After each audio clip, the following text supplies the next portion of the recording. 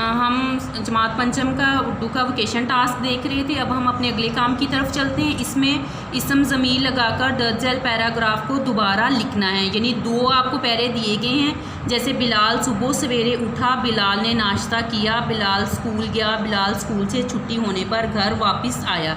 इसमें पहले फ़िक्रे में हमने इसम का इस्तेमाल किया, लेकिन अगले फ़िक्रों में हम इसम का इस्तेमाल नहीं करेंगे, बल्कि उन फ़िक्रों को इस तरह से तरतीब देंगे। उसने नाश्ता किया, वो स्कूल गया, वो स्कूल से छुट्टी होने पर घर वापस आ गया। इसी के मुताबिक आपने दूसरे को हल करना है। पहले फ़िक्रे में हम इसम का इस्तेमाल करेंगे, यानी सहर मेरी हम जमात है। उसके बाद अगले फ़िक्रों में हम नाम की जगह पर इस्तेमाल करेंगे। वो बहुत नेक लड़की है, वो हमेशा सच बोलती है, वो वक्त की पाबंदी करती है। नेक्स्ट में बेटा आपको एग्जाम्पल दी गई हैं। इनमें एक साइड पे फ़िक्रे में में का इस्तेमाल है और दूसरे में से का इस्तेमाल है। जैसे मैंने उसे बाज़ार में देखा, बर्तन में पानी है, ये कलम 10 रुपये में मिलता है, वो गुस्से में आपे से बाहर होगा। इस किताब और उस किताब में बहुत फ़र्क है।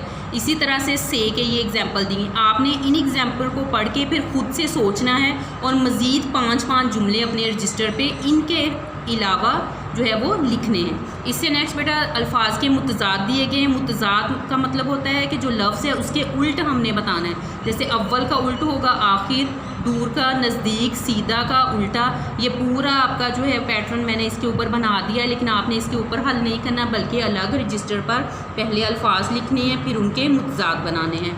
इससे नेक्स्ट पैराग्राफ में कुछ गलतियाँ दी गई हैं। ये एक पैराग्राफ है, इसमें कुछ इमला की गलतियाँ हैं। पहले इमला की गलतियों पे आप दायरा लगाएंगे, जिस तरह से ये मैंने लगाया है। सेहत स्वाद से है, ये सीन से लिखा हुआ है। ज़रूरी ज़्वाद और रे से आना था।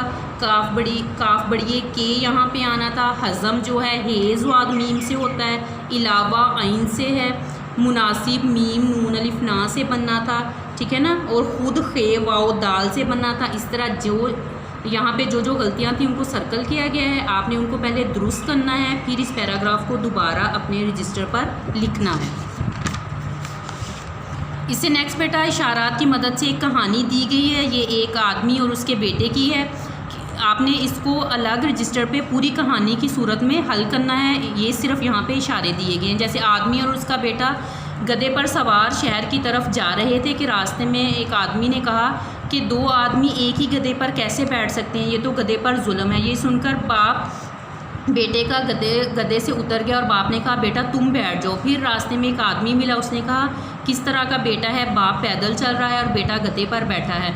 फिर उसने बेटे को उतार दिया और ख़ुद बैठ गया। फिर एक ग्रुप मिला तो उसने कहा कि कैसा बाप है कि बेटा छोटा सा पैदल चल रहा है और बाप ऊपर बैठा हुआ है। तो वो फिर बाप नीचे उतर गया और चलने लगा शहर की तरफ। तो आखिर पे एक और ग्रुप मिला और उन्होंने कहा कि बाप बेटा इतनी धूप में पैदल चल रहे हैं जबकि गधा उनके पास मौजूद है। तो वो दोनों जो हैं वो रुक के और सोचने लगे कि ये क्या है, हम किसी भी तरह से लोगों को नहीं बदल सकते। फिर उन्होंने क्या किया कि गधे को अपने कंधे पर बिठा दिया और चल पड़े। और लोगों ने ये मंजर देखा तो हंस हंस कर बुरा हाल हो गया। इस कहानी का क्या नतीजा निकलेगा कि इंसान किसी भी हालत में जो है वो किसी को भी खुश नहीं रख सकता।